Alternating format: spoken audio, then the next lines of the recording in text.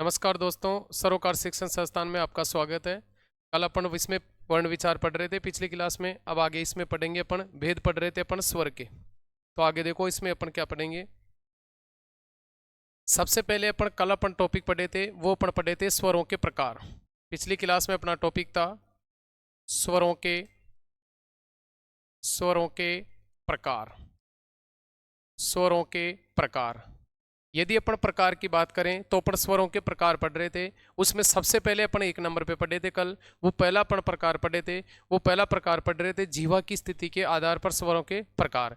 यदि अपन जीवा की स्थिति के आधार पर स्वरों की बात करें तो अपने जीवा की स्थिति के आधार पर स्वरों के 3 प्रकार पढ़े थे, जिसमें सबसे पहले एक नंबर पे पढ़े थे अपन अग्रस्वर। इसके बाद दूसरे नंबर पे पढ़े थे मध्य स्वर और थर्ड नंबर पे पढ़े थे अपन पश्च स्वर। तो अपन सबसे पहले अपन जीवा की स्थिति के आधार पर पढ़े पिछली क्लास में। इसके बाद सेकंड नंबर पे अपन पढ़े थे उच्चारण में लगने वाले समय के आधार पर। तो उच्चारण में लगने वाले समय के आधार पर स्वरों के 3 भेद पढ़े, जिसमें सबसे पहले अपन एक नंबर पे पढ़े लघु स्वर या ऋस्व स्वर। सेकंड नंबर पे पढ़े दीर्घ स्वर या गुरु स्वर। यदि लघु स्वरों की बात करें तो हिंदी में लघु स्वरों की संख्या होती है 4। यदि अपन दीर्घ स्वरों की बात करें तो दीर्घ स्वरों की संख्या होती है 7। इसके बाद अपन पढ़े थे इसमें थर्ड नंबर पे प्लुत स्वर कि वे स्वर जिनका उच्चारण करने में या तो अपन दूसरे किसी व्यक्ति को बुलाते हैं तो वहाँ प्लुत स्वर का प्रयोग किया जाता है, या अपने संस्कृत के जो मंत्र उच्चारण है उसमें भी किसका प्रयोग किया जाता है, प्लुत स्वर का प्रयोग किया जाता है। इसके बाद अपन पढ़े थे थर्ड नंबर पे होस्ट की आकृति के आधार पर स्वरों के प्रकार। यदि अपन होस्ट की आकृति के आधार पर स्वरों की बात करें तो होस्ट की आकृति के आधार पर अपने स्वरों के 2 प्रकार होते हैं, जो सबसे पहले एक नंबर पे पढ़े थे वर्ताकार और 2 नंबर पे पढ़े थे अपन अवर्ताकार। इसके बाद 4 नंबर पे पढ़े थे मुखाकृति के आधार पर स्वरों के प्रकार, यानी जो अपना मुख है उसकी आकृति के आधार पर स्वरों के प्रकार पढ़े थे 4 प्रकार, जिसमें सबसे पहले एक नंबर पे पढ़े थे समृत स्वर, 2 नंबर पे अर्ध समृत, थर्ड नंबर पे विव्रत और 4 नंबर पे पढ़े थे अर्ध विव्रत। 5वां प्रकार अपन इसमें पढ़े थे उत्पत्ति के आधार पर स्वरों के प्रकार। जो उत्पत्ति के आधार पर अपने स्वरों के 2 प्रकार होते हैं। पहला अपन पढ़े मूल स्वर, जो हिंदी में मूल स्वरों की संख्या होती है 4। और फिर अपन पढ़े संधि स्वर, जो संधि स्वरों की संख्या कितनी होती है 7। अब नेक्स्ट अपन जो 5वां अगला प्रकार पढ़ेंगे अपन, अगला 6 नंबर पे अगला प्रकार अपन इसमें पढ़ेंगे। 6 नंबर पे स्वरों का जो अगला प्रकार आएगा अपना, वो आएगा उच्चारण स्थान के आधार पर। अगला अपना 6 नंबर पे 6 नंबर पे अपन पढ़ेंगे उच्चारण उच्चारण स्थान के उच्चारण स्थान के उच्चारण स्थान के आधार पर उच्चारण स्थान के आधार पर स्वरों के प्रकार। यदि अपन उच्चारण स्थान के आधार पर स्वरों के प्रकार की बात करें तो उच्चारण स्थान के आधार पर अपने स्वरों के 6 प्रकार होते हैं। तो कौन कौन से होते हैं 6 प्रकार? तो देखो सबसे पहले एक नंबर पे आता है, वो आपका एक नंबर पे आता है कंठ। कौन सा आता है? कंठे। एक नंबर पे आता है कंठे। सेकंड नंबर पे आता है वो आपका आता है तालव्य। सेकंड नंबर पे क्या आता है? तालव्य। यदि अपन कंठे की बात करें तो इसमें होगा इनका उच्चारण स्थान इनका इनका उच्चारण स्थान इनका उच्चारण स्थान कंठ होता है। इनका उच्चारण स्थान कंठ होता है। तो सबसे पहला क्वेश्चन तो आपका ये पूछेगा कि जो कंठे स्वर हैं इनका उच्चारण स्थान क्या होता है? तो इनका उच्चारण स्थान होता है कंठ। क्या होता है इनका उच्चारण स्थान? कंठ। अब कंठे में अपने कौन कौन से आएंगे? तो कंठे में अपने को याद रखना है, जैसे अपने कंठे में वर्ण आएंगे, जैसे आपके कंठ में आएंगे वो आएंगे आपका ए और आ, यानी अपने 2 स्वर आएंगे। एक आएगा ए और सेकंड आएगा आपका आ। तो आपको याद रखना है कि यदि कंठे स्वर पूछे तो इनका उच्चारण स्थान कंठ होता है, और ये अपने 2 होते हैं, एक तो ए और दूसरा होता है आपका आ। तो ए और आ आपके कौन से स्वर होते हैं? कंठे स्वर होते हैं। इसके बाद सेकंड नंबर पे आते हैं, वो आपके सेकंड नंबर पे आते हैं तालव्य स्वर। सेकंड नंबर पे कौन से आते हैं? तालव्य स्वर। यदि तालव्य की बात करें तो इनका उच्चारण स्थान इनका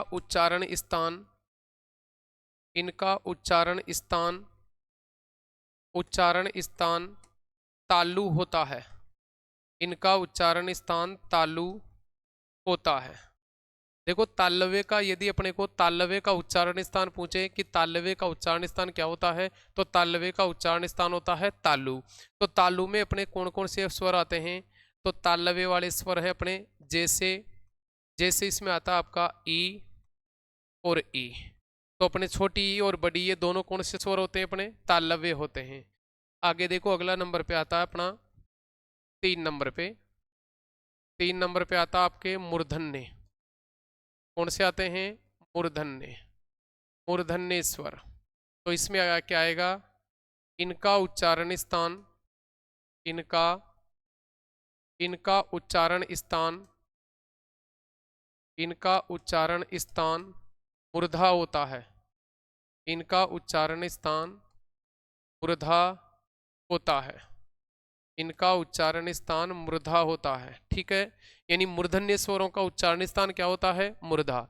अब मूर्धन्य स्वर में जैसे लगा के अपन पूछे, तो अपना मूर्धन्य स्वरों की संख्या 1 होती है, और वो कौन होती है, री।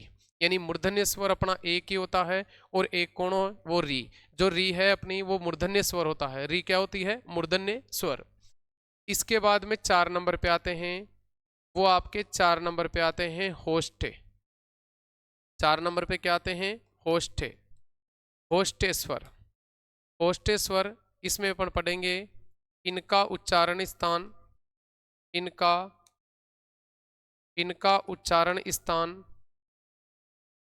इनका उच्चारण स्थान होष्ठ होता है, इनका उच्चारण स्थान होष्ठ होता है, इनका उच्चारण स्थान क्या होता है, होष्ठ। यानी जिनका उच्चारण होठों के माध्यम से किया जाता है वो अपने कौन से स्वर होते हैं, होष्ठे स्वर होते हैं। यदि होष्ठे की बात करें तो अपने होष्ठे में आएंगे, जैसे जैसे इसमें आएगा आपका उ और उ। यानी अपने होष्ठे स्वरों की संख्या कितनी होती है, 2। यानी अपना जो छोटा उ और बड़ा उ है वो दोनों कौन से स्वर होते हैं, अपने होष्ठे होते हैं। ठीक है, इसके बाद अपन आगे बात करते हैं। इसके बाद 5 नंबर पे आते हैं आपके, वो 5 नंबर पे आते हैं कंठ तालु, कंठ कंठ तालु। 5 नंबर पे आएंगे आपके कंठ तालु, 5 नंबर पे आएंगे कंठ तालु, कंठ तालु स्वर, कंठ तालु स्वर। इनका उच्चारण स्थान, इनका इनका उच्चारण स्थान, इनका उच्चारण स्थान, उच्चारण स्थान कंठ व कंठ व कंठ व तालु होते हैं, कंठ व तालु होते हैं। इनका उच्चारण स्थान कंठ व तालु होते हैं। अब कंठ तालु में आएंगे अपने, जैसे जैसे कंठ तालु में आएगा ए और आई, ये दो आपके क्या होते हैं, कंठ तालु। अब इनको कंठ तालु क्यों कहते हैं, तो देखो इनका उच्चारण कंठ व तालु दोनों से होता है, इसलिए इनको क्या कहते हैं, कंठ तालु। जो अपना जो एन मिला है, ये ए बना है, वो ए प्लस ई से मिलकर बना है, ए और किससे बना है, ई से। और जो आपका आई बना है, ये आपका आई प्लस, सॉरी, ये आपका जो ए बना है वो ए प्लस, ये किससे बना है आपका, ए प्लस आई से बना है। किससे बना है, ए प्लस आई, ए से, सॉरी, ए प्लस ए से बना है। तो ये जो ए है वो इसका उच्चारण स्थान तो क्या होता है, कंठ। ए का उच्चारण स्थान तो कंठ होता है, और ई का उच्चारण स्थान होता है तालु। इसलिए ए और आई ये दोनों स्वर होते हैं वो आपके कौन से होते हैं, कंठ तालु होते हैं, क्योंकि इनका उच्चारण स्थान अपन कंठ से भी कर सकते हैं और इनका उच्चारण अपन तालु से भी कर सकते हैं। तो कंठ तालु स्वरों की संख्या पूछे तो इनकी संख्या कितनी होती है, 2। इसके बाद 6 नंबर पे अपन पढ़ेंगे, वो 6 नंबर पे आपका आता है कंठोष्ठे। 6 नंबर पे कौन सा आएगा, कंठोष्ठे। यदि 6 नंबर पे कंठोष्ठे की बात करें तो इसका होगा इनका उच्चारण स्थान। 6 नंबर पे कंठोष्ठे की बात करें अपन, ए प्लस ई बराबर, और इसमें ए प्लस ए बराबर आपका क्या हो गई, आई हो गई। अब इसमें बात कर रहे हैं कंठोष्ठे, इनका उच्चारण स्थान, इनका इनका उच्चारण स्थान, इनका उच्चारण स्थान कंठ व कंठ व होस्ट, इनका उच्चारण स्थान कंठ व होस्ट, कंठ व होस्ट होता है। इनका उच्चारण स्थान कंठ व होस्ट होता है। जैसे इसमें आएंगे आपके, वो दो आएंगे आपके, इसमें दो कौन कौन से स्वर आएंगे, एक तो आएगा आपका ओ और एक आएगा आपका औ। यानी कहने का मतलब ये है कि इनका उच्चारण स्थान कंठ और किससे होता है, होस्ट दोनों से होता है। कंठ से कैसे होता है, जैसे ओ का निर्माण हुआ है वो ए प्लस उ से हुआ है, किससे हुआ है, ए प्लस उ से। तो इसमें ए तो अपना क्या है, कंठ है, और आपका उ क्या है, होस्ट है। तो कहने का मतलब है जो कंठोष्टों की बात करें अपन, कंठोष्ट स्वर, यदि कंठोष्ट स्वरों की बात करें तो इनकी संख्या कितनी होती है, दो होती है। जो एक तो ओ होता है आपका और एक कौन सा होता है, औ। तो ये थे अपने स्वरों के प्रकार, जो अपन सबसे पहले 5 प्रकार पढ़ लिए थे। इसके बाद अपन आज जो छठा प्रकार पढ़े हैं वो उच्चारण स्थान के आधार पर स्वरों के 6 भेद होते हैं, जिसमें सबसे पहले अपन पढ़े वो कंठ है, कंठे। तो इनका उच्चारण स्थान कंठ से होता है, जिसमें अपने दो स्वर आते हैं, एक तो ए और एक आपका आ। इसके बाद सेकंड नंबर पे पढ़े अपन तालव्य। तालव्य में अपन पढ़े इनका उच्चारण स्थान तालु से होता है। कहां से होता है, तालु। जो तालव्य में अपने दो स्वर होते हैं, एक तो ई और एक ई, यानी छोटी और बड़ी, दोनों आपके कौन से स्वर होते हैं, तालव्य। इसके बाद अपन पढ़े मूर्धन्य स्वर। यदि अपन मूर्धन्य की बात करें तो इनका उच्चारण स्थान मूर्धा होता है। यदि हिंदी में मूर्धन्य स्वरों की संख्या पूछे तो हिंदी में मूर्धन्य स्वरों की संख्या होती है 1, जो आपकी होती है री। इसके बाद अपन 4 नंबर पे पढ़े होस्ट। होस्ट पढ़े कि वे जिनका उच्चारण स्थान क्या होता है, होस्ट है, कि जिनका उच्चारण स्थान होस्ट होता है। यदि अपन होस्ट की बात करें तो अपने होस्ट दो होते हैं, एक तो आपका कौन कौन सा होता है, एक तो छोटा ऊ और एक आपका बड़ा ऊ, ये दोनों होस्ट होते हैं। इसके बाद अपन आगे इसमें पढ़े कंठ तालु। तो इनका उच्चारण स्थान कंठ और तालु दोनों से होता है, इसलिए इनको क्या कहते हैं अपन, कंठ तालव्य स्वर कहते हैं। यदि हिंदी में कंठ तालु स्वरों की संख्या पूछे तो ये दो होती है, एक तो ए और एक आपका औ। ए आई, ए और आई। तो ए का उच्चारण स्थान, ए का उच्चारण स्थान पूछे चाहे आई का पूछे तो क्या बताना है, कंठ तालु, क्योंकि इनका उच्चारण स्थान कंठ से भी होता है, इनका उच्चारण स्थान तालु से भी होता है। इसके बाद 6 नंबर पे पढ़े अपन कंठोष्ट, कि इनका उच्चारण स्थान कंठ और होष्ट दोनों से होता है। तो एक तो आपका ओ और एक आपका औ।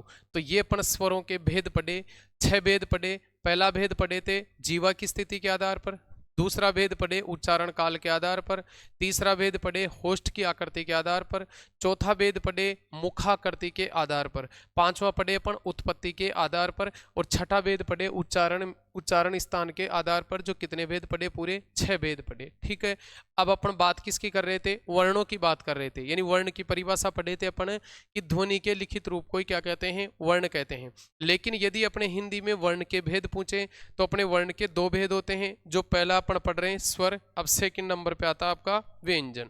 तो अब अपन बात करते हैं सेकंड नंबर पे व्यंजन की, यानी अपने स्वर कंप्लीट हो गए। अब सेकंड नंबर पे अपन बात करते हैं किसकी, व्यंजन की।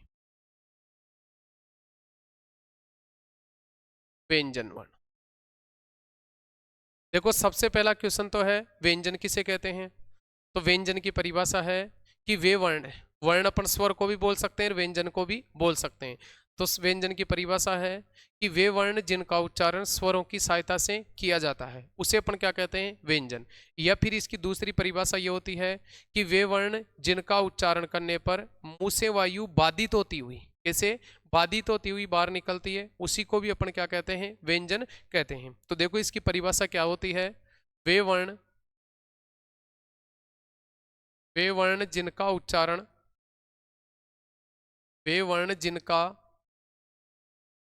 वे वर्ण जिनका उच्चारण, जिनका उच्चारण स्वरों की, स्वरों की सहायता से, स्वरों की सहायता से, वे वर्ण जिनका उच्चारण स्वरों की सहायता से, स्वरों की सहायता से, सहायता से किया जाता है, स्वरों की सहायता से किया जाता है, किया जाता है, उन्हें, उन्हें, उन्हें व्यंजन कहते हैं, उन्हें व्यंजन कहते हैं। पहली परिभाषा ये हो गई। इसके बाद इसी को परिभाषा दूसरी होती है, वे वर्ण, वे वर्ण जिनका उच्चारण करते समय, वे वर्ण जिनका उच्चारण जिनका उच्चारण करते समय जिनका उच्चारण करते समय मुंह से वायु मुंह से मुंह से वायु मुंह से वायु बाधित होती हुई मुंह से वायु बाधित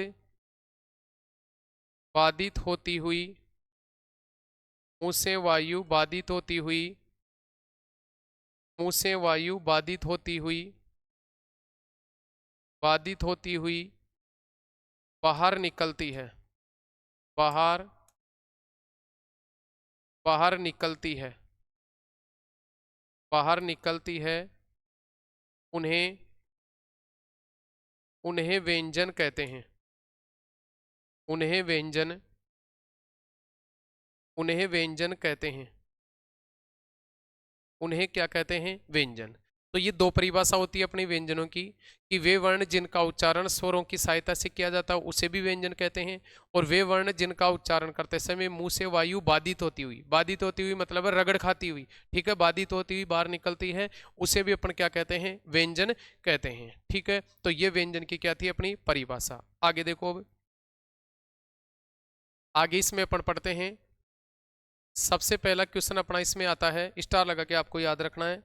सबसे पहला क्वेश्चन की अगर अपन इसमें बात करें, सबसे पहला क्वेश्चन आता है हिंदी में हिंदी में हिंदी में मूल व्यंजनों की संख्या हिंदी में मूल व्यंजनों की संख्या हिंदी में मूल व्यंजनों की संख्या 33 होती है। हिंदी में मूल व्यंजनों की संख्या कितनी होती है 33 होती है। देखो 33 कौन कौन से होते हैं।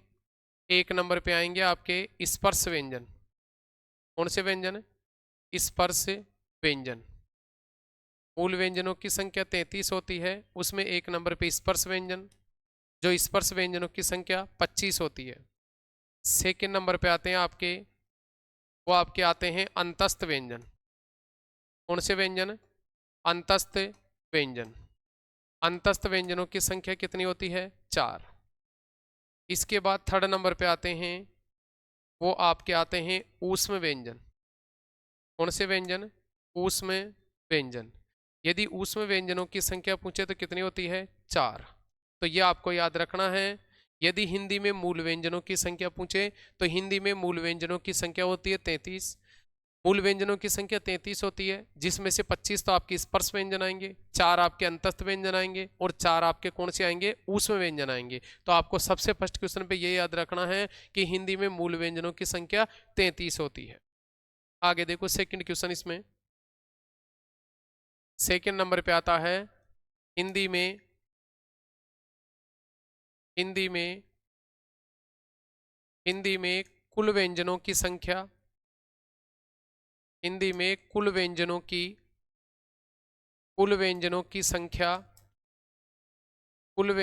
संख्या 39 होती है। हिंदी में कुल व्यंजनों की संख्या कितनी होती है 39। यानी आपको याद रखना है, मूल व्यंजन पूछे तो 33 बताना है, और यदि कुल व्यंजन पूछे तो कितने बताने हैं? 39 बताने हैं। अब 39 कौन कौन से होंगे? तो एक में तो आपका आ जाएगा मूल व्यंजन। क्या आ जाएंगे? मूल व्यंजन। जो अपन मूल व्यंजन पढ़ लिए, मूल व्यंजनों की संख्या पूछे तो कितनी बताना आपको? 33।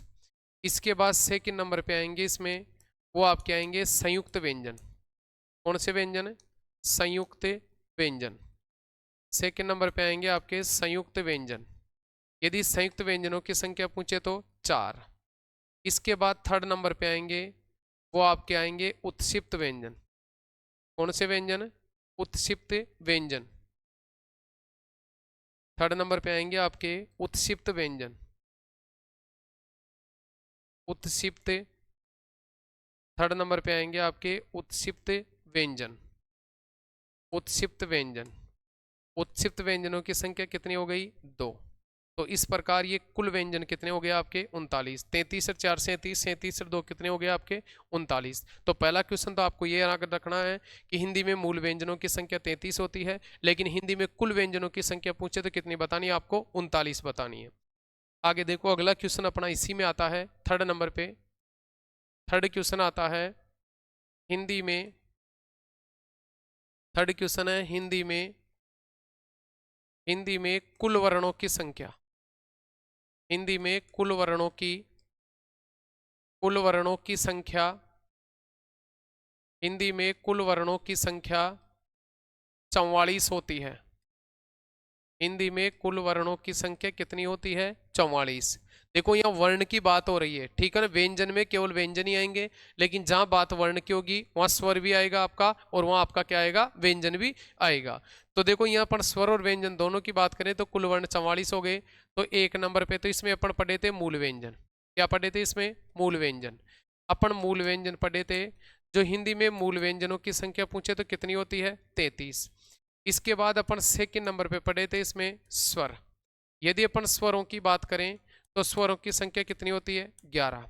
तो इस प्रकार आपके कुल वर्णों की संख्या कितनी हो गई 44 हो गई, सॉरी कुल वर्णों की संख्या कितनी हो गई 44। यानी 11 तो आपके मूल 11 तो आपके क्या आ गए स्वर आ गए, और 33 आपके क्या आ गए मूल व्यंजन। तो इस प्रकार अपने हिंदी में कुल वर्णों की संख्या पूछे तो कितनी हो गई 44 हो गई। कितनी हो गई 44। इसके बाद देखो अगला क्वेश्चन अपना क्या आता है, 4 नंबर पे अगला क्वेश्चन आता है हिंदी में। अगला क्वेश्चन है अपना हिंदी में देवनागरी। हिंदी में देवनागरी। हिंदी में देवनागरी लिपि के अनुसार। देवनागरी लिपि के अनुसार।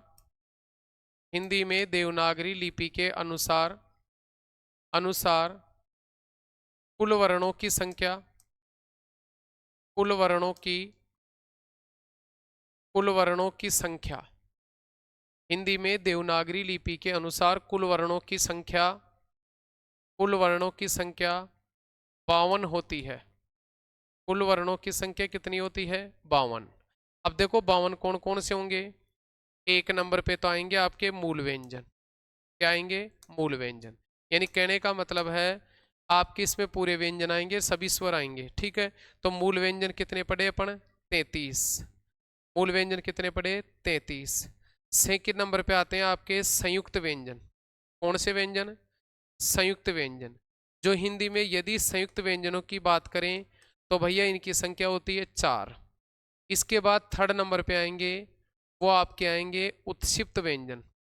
कौन से व्यंजन उत्क्षिप्त व्यंजन। जो अपने हिंदी में उत्क्षिप्त व्यंजनों की संख्या पूछे तो कितनी होती है 2। इसके बाद आपके 4 नंबर पे आएंगे वो आपके आएंगे स्वर। क्या आएंगे स्वर। जो स्वरों की संख्या कितनी होती है 11। कितनी होती है स्वरों की संख्या 11। तो कहने का मतलब है हिंदी में देवनागरी लिपि के अनुसार अगर कुल वर्णों की संख्या पूछे तो कुल वर्णों की संख्या कितनी होगी आपकी 52 हो गई। तो 52 का मतलब ये है इसमें आपके स्वर भी आएंगे और इसमें आपके क्या आएंगे व्यंजन भी आएंगे, यानी दोनों मिलकर ही आपके कुल वर्णों की संख्या कितनी होगी 52। तो देखो इसमें मूल व्यंजन कितने हो गए आपके 33। यदि संयुक्त व्यंजनों की बात करें तो ये भी कितने हो गए 4। तो 33 और 4 37, 37 और 2 कितने हो गए अपने 39, और 39 और 11 कितने हो गए 50, ठीक है। इसके बाद इसमें 11 स्वर हो गए। इसके बाद अपन जो 5 नंबर पे पढ़ेंगे इसमें जो 5 नंबर पे आएंगे आपके अयोगवाह वर्ण। कौन से वर्ण आएंगे अयोगवाह वर्ण। यदि अपन अयोगवाह वर्णों की बात करें तो ये कितने होते हैं अपने 2। तो इस प्रकार कुल वर्णों की संख्या कितनी हो गई अपनी 52 हो गई। कितनी हो गई 52। तो आपको याद रखना है कि हिंदी में यदि देवनागरी लिपि के अनुसार पूछे कि हिंदी में देवनागरी लिपि के अनुसार कुल वर्णों की संख्या कितनी होती है, तो आपको याद रखना कुल वर्णों की संख्या कितनी होती है अपनी 52 होती है। तो कुल व्यंजन हो गए आपके 39 यहाँ तक, तो 11 ये हो गए और 2 आपके कौन से व्यंजन हो गए अयोगवाह वर्ण हो गए, ठीक है। तो इस प्रकार अपने ये हिंदी में देवनागरी लिपि के अनुसार कुल वर्णों की संख्या कितनी हो गई 52। तो ये अपनी बात हुई थी व्यंजनों की संख्या की, किसकी बात हो गई? व्यंजनों की संख्या। पहले अपन व्यंजन की परिभाषा पढ़े कि वे वर्ण जिनका उच्चारण स्वरों की सहायता से किया जाता है उसे अपन क्या कहते हैं? व्यंजन। इसके बाद अपन व्यंजनों की संख्या पढ़े कि हिंदी में मूल व्यंजन पूछे तो 33, लेकिन कुल व्यंजन पूछे तो कितने? 39। ठीक है। और कुल वर्ण पूछे तो 44, लेकिन देवनागरी लिपि के अनुसार अगर कुल वर्ण पूछे तो देवनागरी लिपि के अनुसार कुल वर्णों की संख्या कितनी होती है? 52 होती है। कितनी होती है? 52। आगे देखो, अगली हेडिंग अपन पढ़ेंगे व्यंजनों के प्रकार। व्यंजनों के प्रकार। व्यंजनों के क्या पढ़ेंगे? प्रकार। अब देखो, प्रकार में सबसे पहले अपन 1 नंबर पे पढ़ेंगे, वो 1 नंबर पे पढ़ेंगे स्पर्श व्यंजन। कौन से व्यंजन पढ़ेंगे 1 नंबर पे? स्पर्श व्यंजन। यदि अपन स्पर्श व्यंजन की सबसे पहले बात करें तो इस स्पर्श शब्द का शाब्दिक अर्थ होता है छूना। ठीक है। इसकी परिभाषा की बात करें तो इसकी परिभाषा होगी कि वे वर्ण जिनका उच्चारण करते समय वायु मुख के किसी न किसी भाग को स्पर्श करती हुई बाहर निकलती है, उसको कौन से व्यंजन कहते हैं? अपन स्पर्श व्यंजन कहते हैं। तो इसकी परिभाषा हो गई, वे वर्ण जिनका उच्चारण करते समय, वे वर्ण जिनका उच्चारण करते समय वायु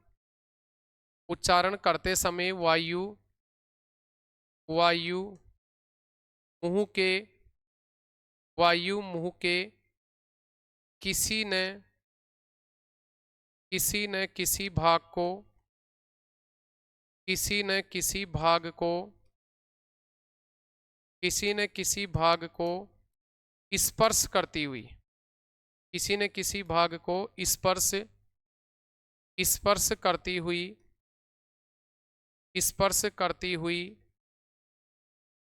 न किसी भाग को स्पर्श करती हुई, बाहर निकलती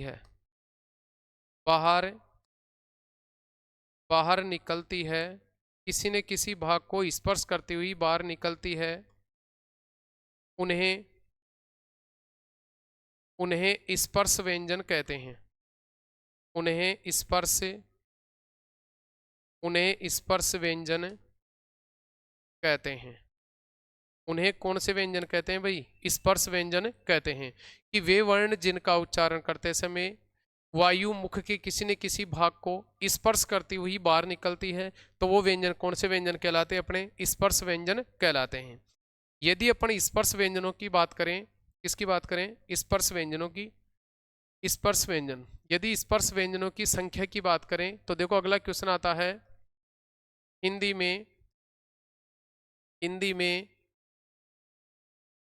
में स्पर्श व्यंजनों की संख्या, हिंदी में स्पर्श व्यंजनों की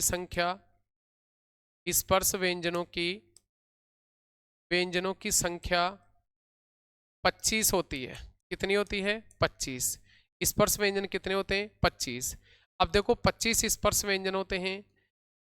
इसके बाद स्पर्श व्यंजन कहां से कहां तक होते हैं? तो ये होते हैं आपके क से म तक। कहां तक होते हैं? क से म तक। इनको वर्गीय व्यंजन भी कहते हैं। इनको वर्गीय, कई बार क्वेश्चन पूछा हुआ है कि वर्गीय व्यंजनों की संख्या कितनी होती है। इनको वर्गीय व्यंजन भी कहते हैं। इनको वर्गीय व्यंजन भी कहते हैं।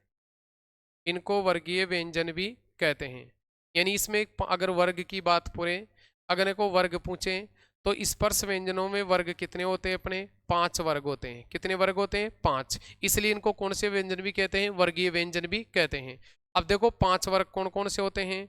एक तो होता आपका क वर्ग, क, एक छ, ट, त और प।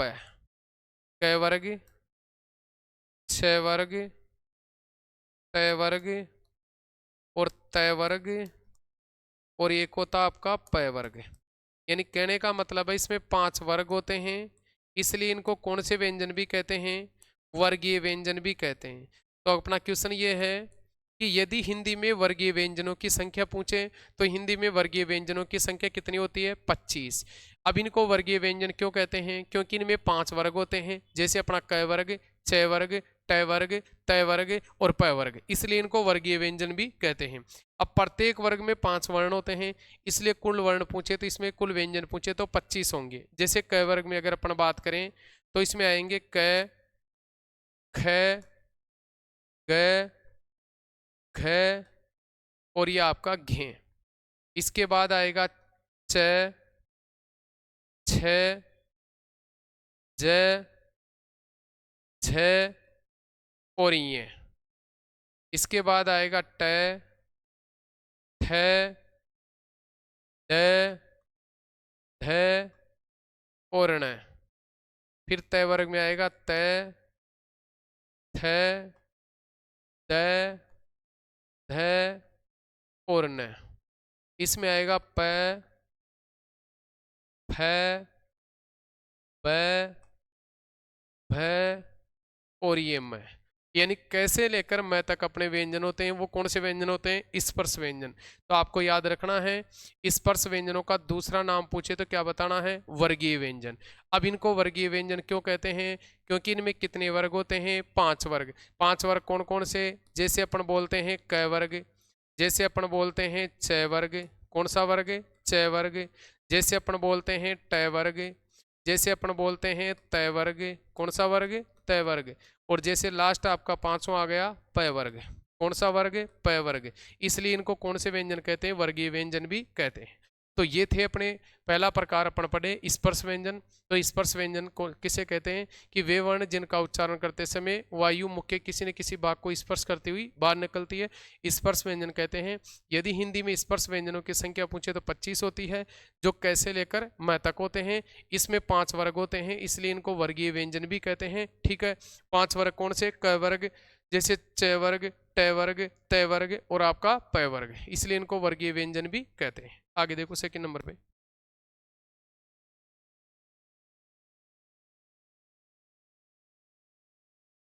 सेकंड नंबर पे आते हैं आपके अंतस्थ व्यंजन। अंतस्थ, अंतस्थ व्यंजन। सेकंड नंबर पे आते हैं अंतस्थ व्यंजन। देखो अंतस्थ शब्द का यदि अपन शाब्दिक अर्थ पूछे तो इसका शाब्दिक अर्थ होता है बीच में। अंतस्थ का शाब्दिक अर्थ क्या होता है? बीच में। लेकिन अगर अंतस्थ व्यंजनों की यदि अपन परिभाषा की बात करें तो इसकी परिभाषा होगी वे वर्ण,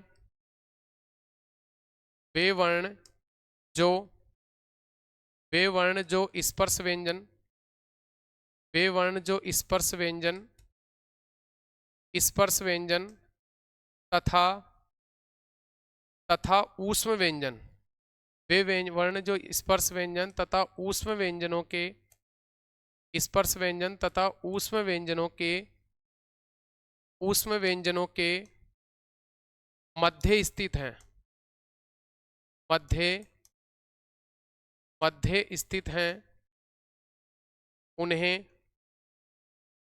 उन्हें अंतस्थ व्यंजन कहते हैं। उन्हें अंतस्थ व्यंजन, उन्हें अंतस्थ व्यंजन कहते हैं, उन्हें अंतस्थ व्यंजन कहते हैं। तो आपको याद रखना है कि वे व्यंजन जो स्पर्श व्यंजन तथा ऊष्म व्यंजन इन दोनों के मध्य स्थित होते हैं वो कौन से व्यंजन कहलाते हैं? अंतस्थ व्यंजन कहलाते हैं। यदि अपन हिंदी में अंतस्थ व्यंजनों की संख्या पूछें तो भैया इनकी संख्या होती है 4। और कौन कौन से होते हैं? ये होते हैं आपके ये, रे, ल और वह। देखो ये, रे, ल, वह, ये क्रम है वो आपके हिंदी वर्णमाला के अनुसार है। किसके अनुसार? हिंदी वर्णमाला के अनुसार, हिंदी वर्णमाला के, हिंदी वर्णमाला के अनुसार। यानी कई बार क्वेश्चन ये पूछता है कि अंतस्थ व्यंजनों का हिंदी वर्णमाला के अनुसार क्रम क्या होता है और यन संधि के अनुसार इसका क्रम क्या होता है। तो जो ये क्रम है वो अपनी हिंदी वर्णमाला के अनुसार है। ये, रे, ल और आपका वह, ये चारों हैं आपकी जो हिंदी वर्णमाला के अनुसार जैसे अपन कक्के में पढ़ते हैं, तो ये क्रम है। इसके बाद इसमें आपको सेकंड नंबर पे क्वेश्चन ये पूछता है यण संधि के अनुसार। किसके अनुसार? यण संधि, यण संधि के, यण संधि के अनुसार यण संधि के अनुसार अगर इनका सीक्वेंस पूछे आपको तो यण संधि के अनुसार इनका क्रम होता है ये, व, र और ल। यानी सबसे पहले ये आएगा, फिर व आएगा, फिर र आएगा और फिर लास्ट में क्या आएगा, ल आएगा। तो ये तो आपके हिंदी वर्णमाला के अनुसार है और ये क्रम आपका यण संधि के अनुसार। इसके बाद देखो इनको यण नाम दिया था, क्या नाम दिया था, यण। अगर यण वर्णों की बात करें तो इनको यण नाम किसने दिया था, तो इनको यण नाम दिया था पाणिनि ने। किसने नाम दिया था, पाणिनि ने। इसीलिए इस समय से इन वर्णों से बनने वाली जो संधि है वो आपके कौन सी है, यण संधि है। कौन संधि है, यण संधि। यानी यण संधि में जो वर्ण है, यण वर्ण है, उनको नाम यण नाम किसने दिया था, पाणिनि ने दिया था। पाणिनि ने संस्कृत में अष्टाध्यायी लिखा था, 8 अध्यायों का समूह है जिसमें। ठीक है, तो ये ध्यान रखना आपको कि यदि अपने को क्वेश्चन ये पूछ ले कि अंतस्थ व्यंजन किसे कहते हैं, तो वे वर्ण जो स्पर्श व्यंजन तथा ऊष्म व्यंजन दोनों के मध्य स्थित होते हैं उन्हें अंतस्थ व्यंजन कहते हैं। हिंदी में अंतस्थ व्यंजनों की संख्या पूछे तो अंतस्थ व्यंजनों की संख्या होती है 4। लेकिन कभी कभी इनका सीक्वेंस पूछ लेता है कि हिंदी वर्णमाला के अनुसार अंतस्थ व्यंजनों का सीक्वेंस क्या होता है, तो इसका सीक्वेंस हिंदी वर्णमाला में तो होगा ये, र, ल और व। लेकिन अगर आपको यण संधि के अनुसार इस सीक्वेंस पूछ ले तो उसमें होगा ये, व, र और ल। ठीक है, तो ये सेकंड नंबर पे था आपके अंतस्थ व्यंजन। कौन से व्यंजन हो गए, अंतस्थ व्यंजन। आगे देखो, इसके बाद अपन इसमें थर्ड नंबर पे पढ़ेंगे, वो आपके थर्ड नंबर पे आएंगे ऊष्म व्यंजन। कौन से व्यंजन पढ़ेंगे, ऊष्म व्यंजन। थर्ड नंबर पे आते हैं आपके ऊष्म व्यंजन। देखो इसमें जो ऊष्म शब्द का यदि अपन शाब्दिक अर्थ पूछे तो ऊष्म शब्द का शाब्दिक अर्थ क्या होता है, गर्म। ऊष्म शब्द का शाब्दिक अर्थ क्या होता है, गर्म। कभी कभी क्वेश्चन पूछ लेता है स्पर्श का अर्थ छूना होता है, अंतस्थ का अर्थ होता है बीच में, और ऊष्म का अर्थ होता है गर्म। यदि इसकी परिभाषा की बात करें तो इसकी परिभाषा अपनी क्या होगी, तो इसकी परिभाषा होगी वे वर्ण, वे वर्ण, वे वर्ण जिनका, वे वर्ण जिनका उच्चारण करने पर, वे वर्ण जिनका उच्चारण करने पर, उच्चारण करने पर, वे वर्ण जिनका उच्चारण करने पर मुंह से वायु, मुंह से, मुंह से वायु, मुंह से वायु घर्षण करती हुई, मुंह से वायु, मुंह से वायु घर्षण करती हुई, घर्षण करती हुई, घर्षण करती हुई, मुंह से वायु घर्षण करती हुई बाहर निकलती है, घर्षण करती हुई बाहर निकलती है। मुंह से वायु घर्षण करती हुई बाहर निकलती है, उन्हें, उन्हें ऊष्म व्यंजन कहते हैं। उन्हें ऊष्म व्यंजन, उन्हें ऊष्म व्यंजन कहते हैं। कौन सा व्यंजन कहते हैं भाई, उनको ऊष्म व्यंजन कहते हैं।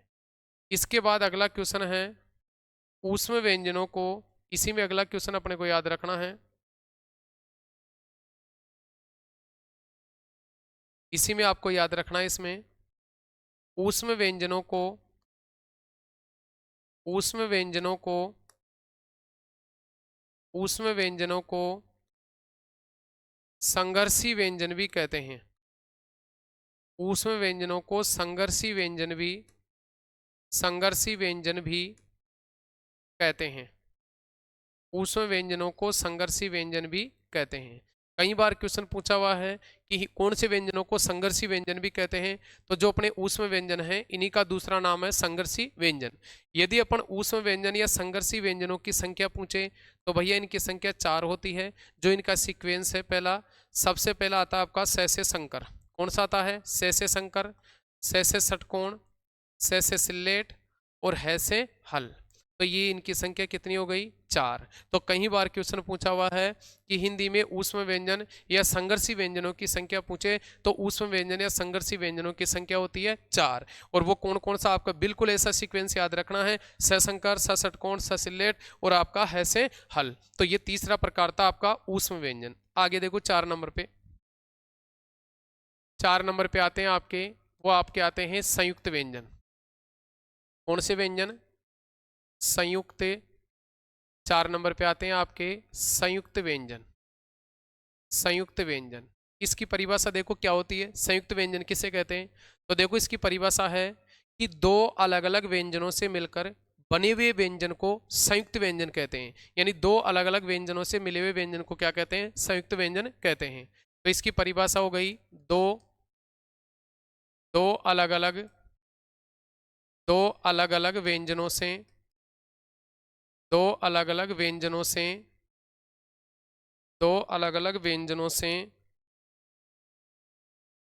दो अलग अलग व्यंजनों से बने हुए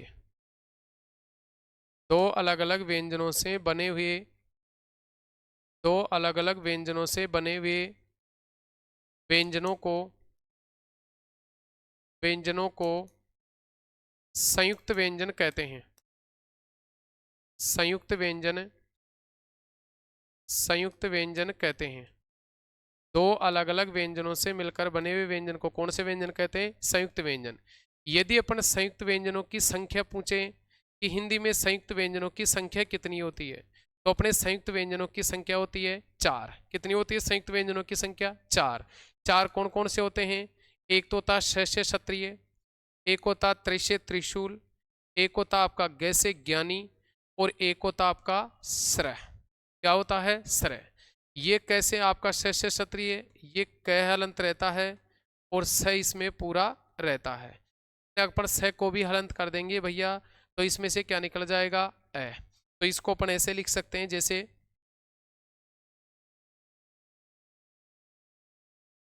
इसको अपन विकल्प चिन्ह लगा के ऐसे भी लिख सकते हैं, श हलंत हो जाएगा, तो इसमें से क्या निकल जाएगा आपका, ए निकल जाएगा। क्या निकल जाएगा, ए। रे से त्रिशूल में आपका इसमें तय हलंत रह जाएगा और रे आपका पूरा। लेकिन यहाँ भी अपन विकल्प चिन्ह लगा देंगे, तो त्रैतोलंत, रे को भी हलंत कर देंगे, तो इसमें से क्या निकल जाएगा, ए निकल जाएगा। इसके बाद इसमें से जैतो हलंत है आपका, और ये पूरा है। सेकंड नंबर पे चैवर का पंचम जिसको अपन ये बोलते हैं, चैवर का पंचम जिसको अपन ये बोलते हैं, ये इसी को अपन जय को तो हलंत कर देंगे, इस ये को भी अपन हलंत कर देंगे, और इसमें से क्या निकल जाएगा, ए निकल जाएगा। क्या निकल जाएगा इसमें, ए। इस श्रेय में आप से को तो हलंत हो जाएगा अपना, ये स हलंत और रे पूरा। तो इसको भी अपन क्या कर सकते हैं, ये आपका स हलंत हो जाएगा और ये रे भी आपका हलंत हो जाएगा, और इसमें से क्या निकल जाएगा, ए। तो ये है अपने संयुक्त व्यंजन। कई बार क्वेश्चन पूछा हुआ है कि हिंदी में संयुक्त व्यंजनों की संख्या कितनी होती है, तो अपने हिंदी में संयुक्त व्यंजनों की संख्या होती है 4, जिसमें पहला है शस्य क्षत्रिय, दूसरा है त्रिशे त्रिशूल, तीसरा है गैसे ज्ञानी, और चौथा है आपका श्रेय। तो आपको ये याद रखना है, संयुक्त व्यंजन किसे कहते हैं, दो अलग अलग व्यंजनों से बने हुए व्यंजनों को क्या कहते हैं अपन, संयुक्त व्यंजन कहते हैं। जो हिंदी में संयुक्त व्यंजनों की संख्या कितनी होती है, 4 होती है। आगे देखो, अगला अपन पढ़ते हैं इसमें 5 नंबर पे। 5 नंबर पे आते हैं आपके अनुनासिक व्यंजन। अनुनासिक व्यंजन, अनुनासिक व्यंजन, जिनका दूसरा नाम है नासिक के व्यंजन, जिनका दूसरा नाम है नासिक के व्यंजन। अनुनासिक व्यंजन या नासिक के व्यंजन, वे वर्ण, इसकी परिभाषा होगी, वे वर्ण जिनका उच्चारण, वे वर्ण जिनका जिनका उच्चारण वे वर्ण जिनका उच्चारण मुंह के साथ, वे वर्ण जिनका उच्चारण मुंह के साथ नाक से भी किया जा सकता है, मुंह के साथ नाक से भी किया जाता है, नाक से भी किया जाता है, उन्हें उन्हें अनुनासिक व्यंजन कहते हैं। उन्हें अनुनासिक उन्हें अनुनासिक उन्हें अनुनासिक व्यंजन कहते हैं। उन्हें कौन से व्यंजन कहते हैं? अनुनासिक व्यंजन कहते हैं। यदि अपन हिंदी में अनुनासिक व्यंजनों की बात करें तो अपने हिंदी में अनुनासिक व्यंजनों की संख्या होती है 5। कौन सी होती है? 5। यानी जो अपने पंचम वर्ण होते हैं, कौन से वर्ण? पंचम वर्ण। यानी पांचों वर्ग में जो पंचम वर्ण होते हैं, ये पंचम वर्ण होते हैं। इन्हीं पंचम वर्णों को अपन अनुनासिक व्यंजन कहते हैं। जैसे अपना आता है सबसे पहले, जैसे घे, घे आ गया, ये, ण, न और मैं। घे, ये, न और मैं, ये पांचों आपके कौन से व्यंजन होते हैं? नासिक के व्यंजन होते हैं। इन्हीं का दूसरा नाम है अनुनासिक व्यंजन और इन्हीं को अपन कहते हैं पंचम वर्ण। यानी इनकी परिभाषा है कि वे वर्ण जिनका उच्चारण अपन मुंह के साथ नाक से भी कर सकते हैं, यानी जिनका उच्चारण मुंह के साथ नाक से यानी दोनों से किया जाता है, वो कौन से व्यंजन होते हैं? आपके अनुनासिक व्यंजन, नासिक के व्यंजन या पंचम वर्ण। तो आज अपन सबसे पहले इसमें सबसे पहले क्या पढ़े थे? सबसे पहले अपन पढ़े थे व्यंजन के बारे में। तो अपना सबसे पहला क्वेश्चन इसमें यह था कि व्यंजन किसे कहते हैं। तो व्यंजन की अपन सबसे पहले परिभाषा पढ़े कि वे वर्ण जिनका उच्चारण स्वरों की सहायता से किया जाता है। वे वर्ण जिनका उच्चारण किसकी सहायता से किया जाता है? स्वरों की सहायता से किया जाता है, उसे अपन व्यंजन कहते हैं।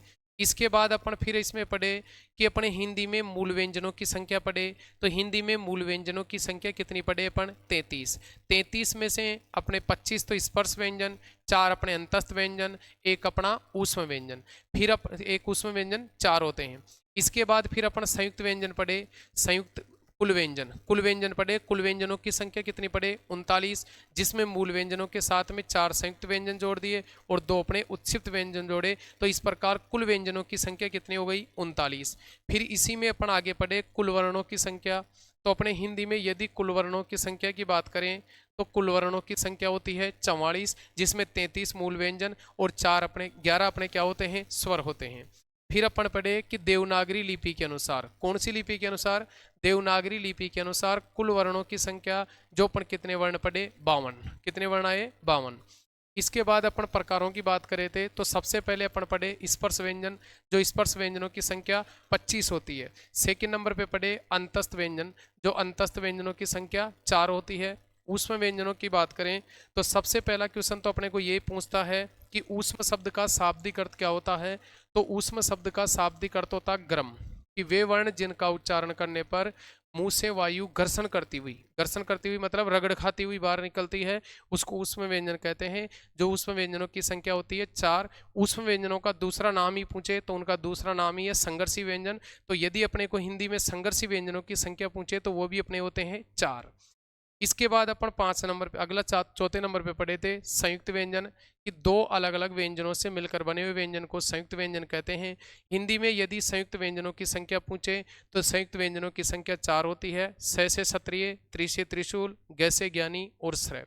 और लास्ट अपन आज इसमें अपन पढ़े वो पढ़े अनुनासिक व्यंजन, जिनका दूसरा नाम है नासिक के व्यंजन, या इन्हीं को अपन क्या कहते हैं? पंचम वर्ण कहते हैं। कौन से वर्ण कहते हैं? पंचम वर्ण। तो कई बार क्वेश्चन पूछा हुआ है कि हिंदी में नासिक के व्यंजनों की संख्या, अनुनासिक व्यंजनों की संख्या या पंचम वर्णों की संख्या पूछे तो होती है 5। यानी जो अपने पंचम वर्ण होते हैं, कहने का मतलब है क वर्ग का पंचम वर्ण, च वर्ग का क च ट त प, पांचों का प्रथम वर्ण वर्ग पढ़ते हैं तो उन्हीं का पंचम वर्ण है वो आपका क्या कहलाता है? पंचम वर्ण आपका नासिक के व्यंजन कहलाता है। तो ये अपन आज 5 प्रकार पढ़े। थैंक यू, धन्यवाद। आगे अपन नेक्स्ट क्लास में पढ़ेंगे।